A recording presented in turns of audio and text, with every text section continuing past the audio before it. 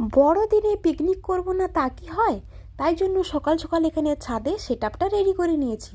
তারপরে টিফিনে সবার জন্য মশলা মুড়ি মাখিয়ে টিফিনটা কমপ্লিট করলাম। মা এসে হট করে রান্নাবান্না এখানে শুরু করে দিল, কারণ বেলা বয়ে যাচ্ছে, মা বকাবকি করছিল। মা রান্না করছে, এদিকে আমার দিদুন আর আমার ভাসুর, এক কথায় দাদা ভাই, দুজন মিলে বসে পড়েছে হাঁসটাকে পরিষ্কার করতে। মা একটু উঠলো, আমি একটু বসলাম মাকে সাহায্য করতে।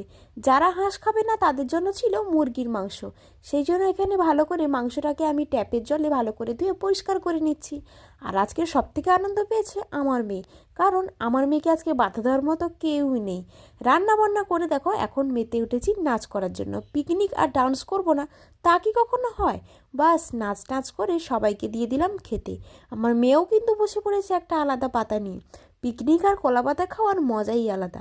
আজকের মিনি ব্লগটা এতটুকুনি, দেখা হচ্ছে নেক্সট কোনো মিনি ব্লগে। টাটা।